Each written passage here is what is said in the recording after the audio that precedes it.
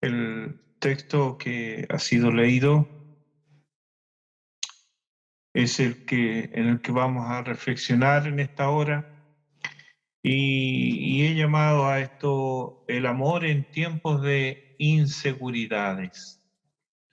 Hebreos capítulo 13, versículos 9 y 10. El amor en tiempos de inseguridades. ¿A quién no lo ha invadido la inseguridad alguna vez? Esta es una sensación desagradable que puede proceder de situaciones reales o imaginarias. Por ejemplo, con ocasión de la insurrección antisocial de octubre del 2019, viendo el clima de anarquía, los múltiples saqueos e incendios, la destrucción de mobiliario público y destrucción también de propiedad privada, fue muy difícil sobreponerme a esa desazón cuando circulaba por las calles de Santiago. Esa inseguridad tenía un origen real, no era algo que estaba solamente en mi mente. Pero hay situaciones en las que esta inseguridad solo proviene de nuestra mente, no tiene un asidero real. Por ejemplo, Lutero vivía permanentemente con la inseguridad de su vida, ya que él tan pronto sentía un dolor corporal, lo atribuía a una enfermedad terrible que iba a terminar con su vida. Él estaba seguro que había contraído una enfermedad mortal. Así era. Hoy diríamos que era un hipocondríaco. Claro, no se lo diríamos, ¿no? Con el carácter que él tenía y la vehemencia con la que hablaba, yo no me habría atrevido a decirle eso. Pero él tenía eso. Los hay que por no tener seguridad en lo que están haciendo, o porque saben que están actuando mal, los invade la inseguridad. La ausencia de seguridad, de certeza, los deja en el limbo de la inseguridad. Algunos trabajan así y otros viven así, en permanente temor. Nos sabemos finitos, derivados, débiles y frágiles. Y en nuestra realidad buscamos la seguridad fuera de nosotros. Aquí, las variadas religiones tienen mucho que decir y nada que aportar, pues el aparente remedio nunca aporta la certeza para enfrentar la hora final. Todas fallan en este punto, y es lógico que así sea, pues la seguridad que el hombre busca debe ser trascendente, debe provenir de fuera de él, y las religiones solo son un pálido y paupérrimo reflejo de un refugio de factura humana. Son creaciones de los hombres y no sirven, puesto que lo que el hombre necesita es que Dios se revele y nos dé certezas. Dios se ha revelado en Jesucristo. Dios se ha revelado en el Evangelio. Dice Jesús en Juan 5:24, de cierto os digo, el que oye mi palabra y cree al que me envió, tiene vida eterna.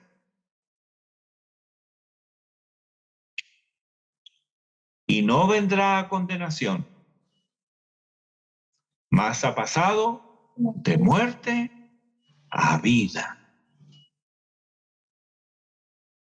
No es yo creo que, yo pienso que, a mí me gustaría, a lo mejor, de acuerdo a las probabilidades.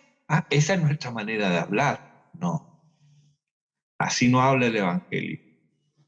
Así no habla Jesucristo.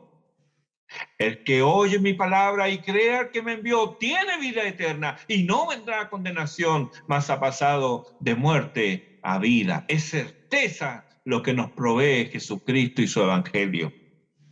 Efesios 1:13. En él también vosotros, habiendo oído la palabra de verdad, del evangelio de vuestra salvación, y habiendo creído en él, fuisteis sellados con el Espíritu Santo de la promesa. Estas son certezas que emanan de labios del mismo Hijo de Dios.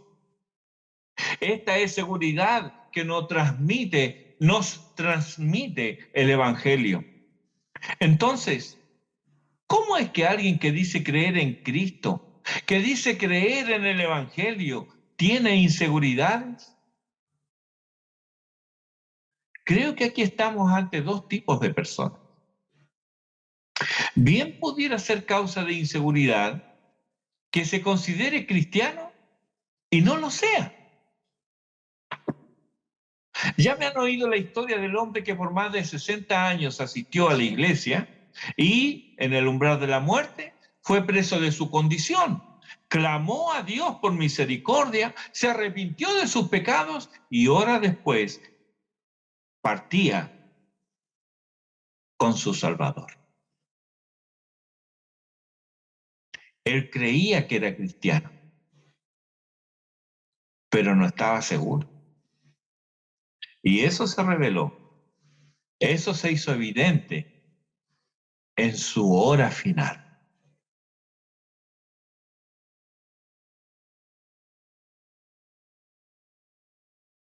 ¿Tú qué estás oyendo? ¿De dónde provienen tus certezas?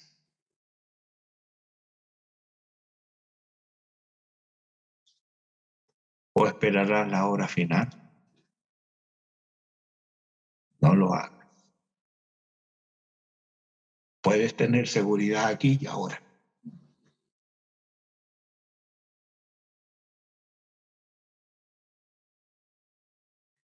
También puedes ver esta inseguridad en aquellos que se consideran cristianos y permanecen en las filas del catolicismo romano. Ellos nunca tienen seguridad, ni el Papa. No tienen seguridad, solo conjeturas, esperanzas vanas, ya que no confían en Cristo ni en su obra, sino en sus propios esfuerzos para alcanzar el favor de Dios. Pero también hay creyentes, verdaderos creyentes, que son presas de inseguridades. Y estos nacen de una conducta descuidada, carnal y pecaminosa, ya sea de pecados escondidos o de ignorancia voluntaria y perezosa. Saben que hacen mal puesto que son creyentes y son redarguidos por el Espíritu de Dios, pero a la vez son engañados pensando que porque no le hacen daño a nadie, eso creen, entonces son cosas sin importancia. Pero a pesar del empeño que ponen en autoengañarse, no gozan de paz ni de tranquilidad y los invade la inseguridad. También entre los creyentes los hay perezosos. Por alguna extraña razón dejan de interesarse en la palabra de Dios y se acostumbran a vivir de sensaciones, de sueños, de visiones y de testimonios.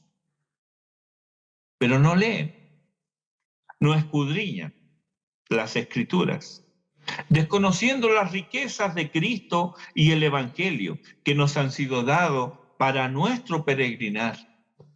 Y como son ignorantes, son fácilmente engañados por el maestro del engaño, haciéndoles inútiles en el reino de Dios. Estos que están en esta condición no comparten el Evangelio. ¿Qué van a compartir si no lo conocen?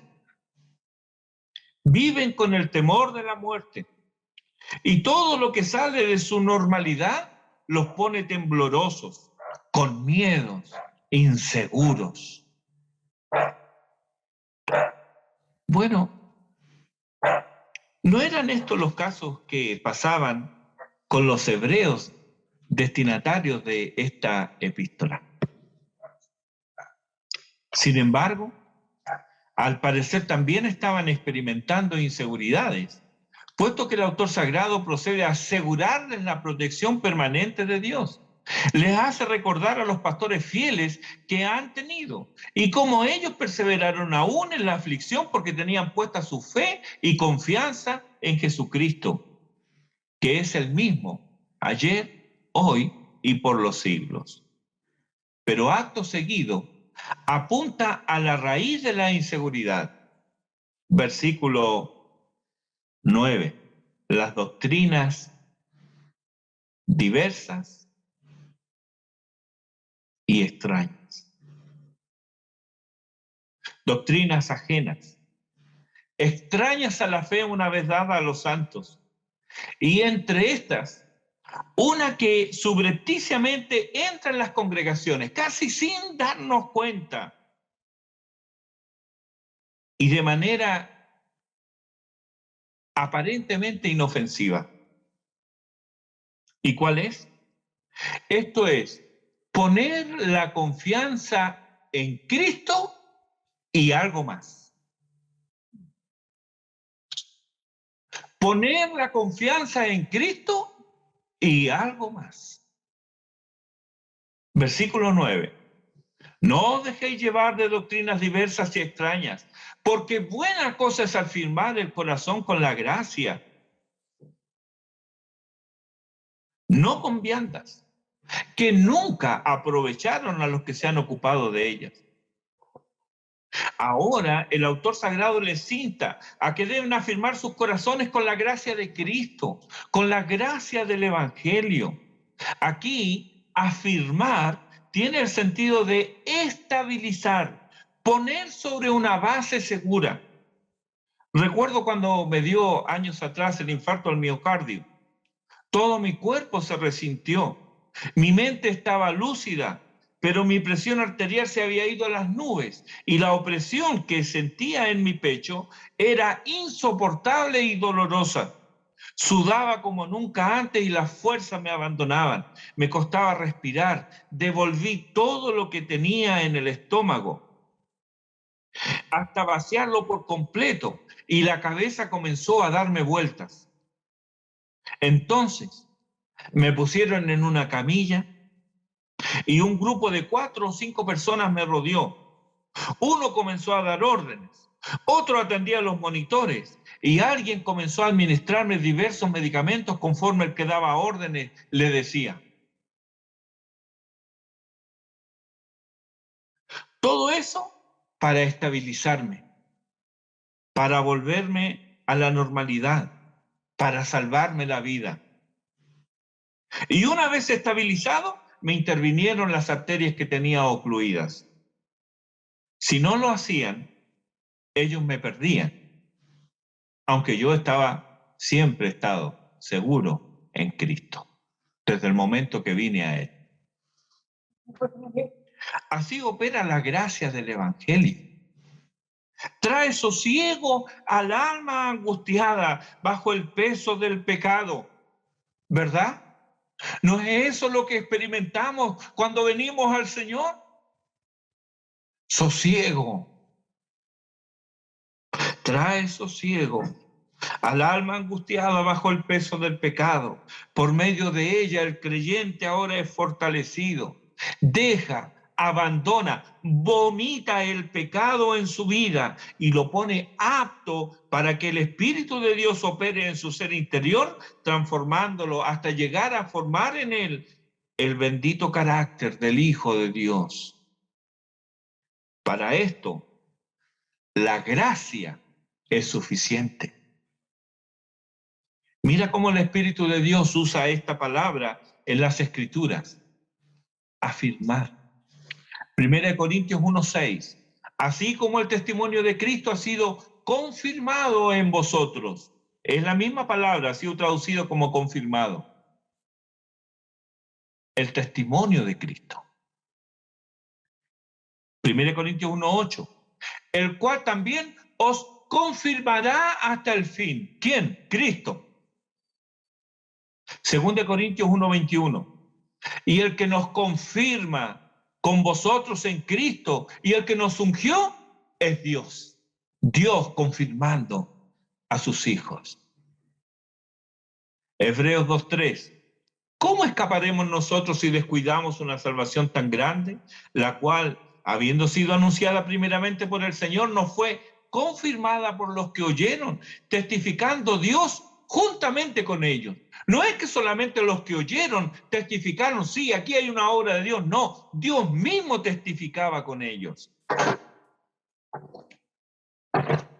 Como puedes ver, afirmar, confirmar, poner sobre una base segura tiene que ver exclusivamente con Jesucristo, pues aunque Dios use agentes humanos para confirmar la fe de algunos, con todos es Dios quien confirma por medio de ellos, como lo dice Pablo en 2 Corintios 1:21, y el que nos confirma con vosotros en Cristo y el que nos ungió es Dios.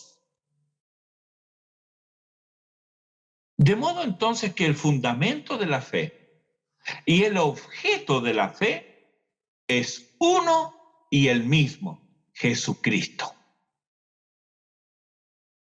1 Corintios 3:11 dice, porque nadie puede poner otro fundamento que el que está puesto, el cual es Jesucristo. Los hebreos, a raíz de las persecuciones, estaban siendo tentados a volver a su antigua forma de culto y al parecer estaban reincorporando el ritualismo formalista de diversas comidas, como si ellas sirvieran en el desarrollo y en el crecimiento de la vida espiritual. Antes, en el capítulo 9 y en el versículo 9, les ha dicho, se presentan ofrendas y sacrificios que no pueden hacer perfecto en cuanto a la conciencia al que practica este culto. Está hablando de las viandas. No puede hacer perfecto. O sea, no obtenía purificación de conciencia quien practicaba este culto.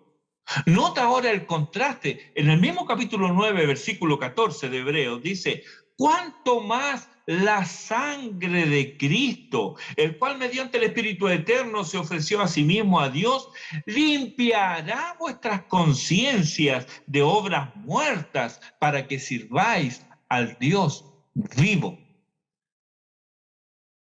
Lo que no podían hacer los sacrificios que ellos ofrecían, lo podía hacer el único, excelente y supremo sacrificio del Hijo de Dios. Él solo puede limpiar nuestras conciencias de obras muertas. Lo mismo podemos ver en el libro del Levítico y en el capítulo 7 respecto de la ofrenda de paz, ya que esto no garantiza, hacer la ofrenda de paz, no garantiza que el adorador tuviera u obtenga paz y comunión con Dios. En cambio, con el Evangelio, ¿qué cambia? Romanos 5:1, ¿qué nos dice? Justificados pues por la fe, tenemos paz para con Dios por medio de nuestro Señor Jesucristo. ¡Qué diferencia, hermanos! Efesios 2:14, porque Él es nuestra paz. Hebreos 10:14, porque con una sola ofrenda hizo perfectos para siempre a los santificados. Hebreos 9:26 nos refuerza la misma idea. Se presentó una vez para siempre por el sacrificio de sí mismo para quitar de en medio el pecado. Buena cosa es afirmar el corazón con la gracia, no con viandas, que nunca aprovecharon a los que se han ocupado en ellas. No, hermanos, parece decir el autor sagrado aquí. No, hermanos, es con la gracia, no es con viandas, no es la gracia más las viandas. No, es con la gracia. Las comidas de ningún tipo ayudan de ninguna manera. Si ponen en ella su confianza, será inútil, es en vano. Es bueno que afirmen, confirmen, asienten y estabilicen su fe solo en Cristo y nada más que en Él. Este también fue el grito de la Reforma en el siglo XVI. Solo Cristo. ¿Por qué? Porque la iglesia entonces llevaba siglos predicando y enseñando un evangelio diferente, un falso evangelio, donde Cristo no era suficiente en sí mismo, sino que era menester acompañarse de un sinfín de ritos, tradiciones y creencias. En resumen, Cristo, sí, y algo más.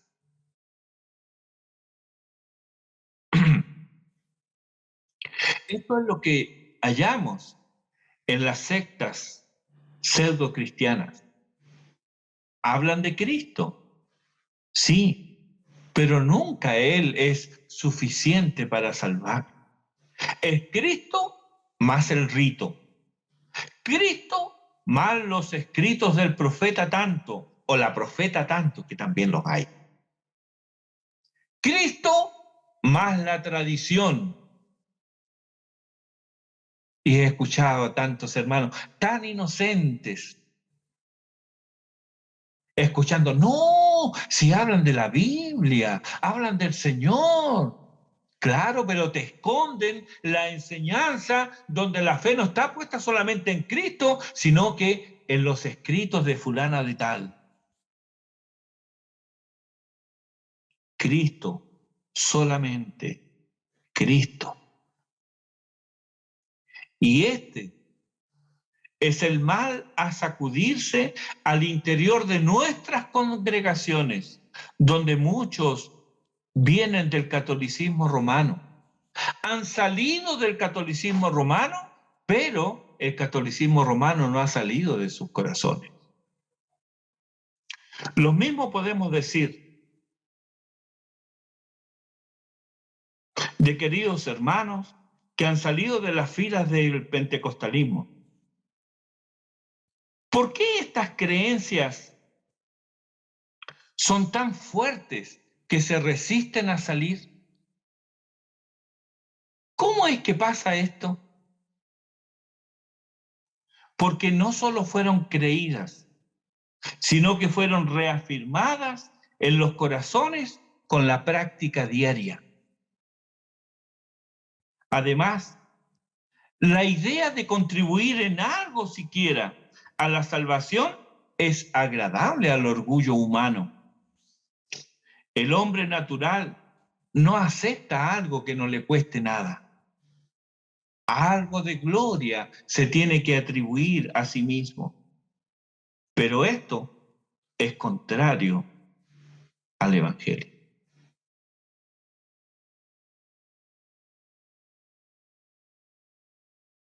Efesios capítulo 2, versículo 9 nos dice, no por obras, para que nadie se gloríe. Los hebreos estaban extrañando el sistema sacrificial antiguo, pero el autor sagrado no les permite avanzar en esa dirección. En el versículo 10 dice, tenemos un altar. El altar aquí no es una referencia al púlpito, ni el púlpito es el lugar santísimo. El lugar santísimo era una sección del lugar santo en el templo de Jerusalén, donde una vez al año entraba el sumo sacerdote y no sin sangre. Ese es el lugar santísimo. El púlpito no es el lugar santísimo. El púlpito es un lugar un poco más elevado para que la voz pueda fluir y pueda ser oída en más personas. Incluso el púlpito puede ser un mueble, como el que usaron predicadores itinerantes, como lo fue Whitefield y otros. O pueden ser tarimas más elevadas dentro de las iglesias. Pero el propósito es solamente para que la voz se expanda y llegue más lejos. Nada más que eso. No hay nada sagrado ahí. Eso se llama púlpito, no altar. Y la razón de no llamarse altar es que allí no ofrecemos ningún tipo de sacrificio. No sacrificamos nada. Ahora bien, el autor dice altar haciendo referencia al altar de la cruz de Cristo. Allí Cristo se ofreció como ofrenda y sacrificio a Dios, y por ello la cruz representa la obra completa de la redención. Al respecto, dice John Owen, el altar que ahora tenemos es solamente Cristo y su sacrificio, pues Él fue en sí mismo sacerdote, altar y sacrificio. Ahora bien, ellos tenían a Cristo y con toda propiedad podían alimentarse y nutrirse de Él. No así los que aún seguían practicando el culto ya caduco. Aquellos que aún estaban en las sombras del judaísmo no se beneficiaban de la luz que había traído a Jesucristo. Los sacrificios en el judaísmo eran la sombra, el evangelio la sustancia. Allí estaba la promesa, aquí el cumplimiento. Esas ofrendas y sacrificios que no hacían a nadie perfecto, como lo dice Hebreos 9:9, dice en el versículo 10 que consiste solo de comidas y bebidas, de diversas abluciones y ordenanzas acerca de la carne impuesta hasta el tiempo de reformar las cosas. Y continúa el autor en el versículo 11, pero estando ya presente Cristo, sumo sacerdote de los bienes venideros, Él ha instaurado el nuevo pacto. Y según Hebreos 8:13, al decir nuevo pacto, ha dado por viejo al primero, y lo que se da por viejo y se envejece está próximo a desaparecer.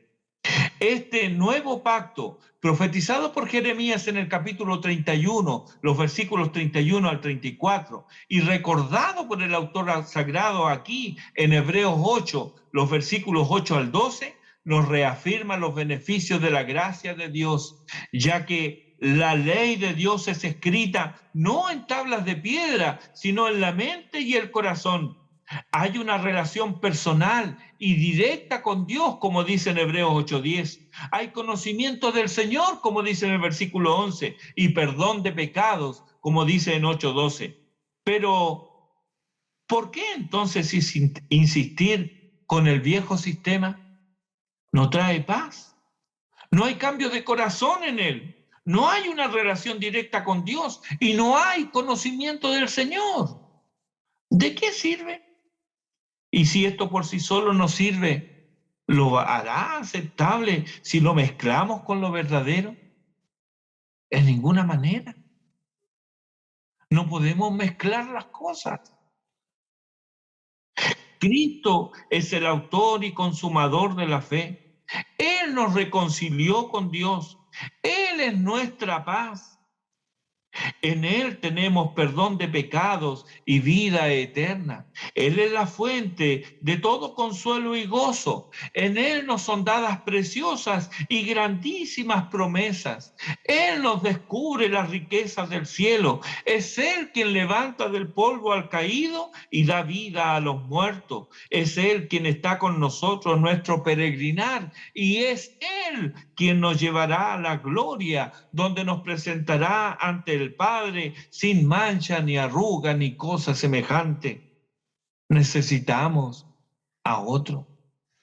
Necesitamos añadir algo entonces a su obra perfecta. ¿Y dónde? Si no es en las Escrituras, es que es revelado Jesucristo. Juan 5:39 dice Jesús, escudriñad las Escrituras, porque a vosotros os parece que en ellas tenéis la vida eterna y ellas son las que dan testimonio de mí. Y en Lucas 24, 27, con ocasión de su encuentro con los discípulos camino de Emaús, comenzó a hablarles y comenzando desde Moisés y siguiendo por todos los profetas, les declaraba en todas las escrituras lo que de él decían. Para los creyentes en Cristo no hay sacrificios ni comidas que sirvan en el desarrollo y crecimiento de la vida espiritual. Todo esto es inútil. Romanos 14, 17 dice, porque el reino de Dios no es comida ni bebida, sino justicia, paz y gozo en el Espíritu Santo. ¿Qué es el reino de Dios al cual como creyente ha sido traído? Justicia, paz y gozo. Nada más y nada menos. Por eso, si eres creyente, aborreces la injusticia, buscas la paz y tu marca es el gozo. Pero si no hay justicia, ni paz, ni gozo en tu vida, entonces lo que hay es inseguridad, hay temor, hay incertidumbre. Oye entonces, primera de Juan, capítulo 4, versículo 18. En el amor no hay temor, sino que el perfecto amor echa fuera el temor, porque el temor lleva en sí castigo, de donde el que teme no ha sido perfeccionado en el amor. Romanos 14, 18 nos dice, porque el que en esto sirve a Cristo, agrada a Dios. ¿En qué? Justicia, paz y gozo. Ese es el Evangelio. No hay más. No puedes añadirle más. No pretendas añadirle entonces al Evangelio de Cristo. No quieras complicar la sencillez del Evangelio. ¿Sirves a Cristo en justicia, paz y gozo? Ten la seguridad entonces que agradas a Dios, que estás seguro en Él. Nada ni nadie te moverá. Las manos de Cristo te protegen y las manos de Dios te cubren. Pero tú, que pretendes agradar a Dios con cualquier otro objeto y ese no es Cristo, no perseveres en esa labor, porque es inútil. Dios no recibirá nada que no provenga de su amado Hijo. Él solo recibe lo que viene de Jesucristo. Por eso debes ir a Él. ¿Quieres que Él te reciba? Ve a Cristo. 1 Timoteo 2:5, porque hay un solo mediador. Hay un solo Dios y un solo mediador entre Dios y los hombres. Jesucristo, hombre. Hechos 4:12. Y en ninguno otro hay salvación. Y en ningún otro hay salvación, porque no hay otro nombre bajo el cielo dado a los hombres en que podamos ser salvos. Cristo solamente, Cristo y nada más. Nada que podamos hacer nosotros contribuye ni un ápice en nuestra salvación. Si contribuye en algo, contribuye en el crecimiento de nuestro orgullo y soberbia que nos aleja de Dios. Cristo solamente. Él es tu altar. Él es tu ofrenda por el pecado. Él puede hacerte perfecto para siempre. Bendito sea su nombre. Él te dice, El que a mí viene, yo no le echo fuera.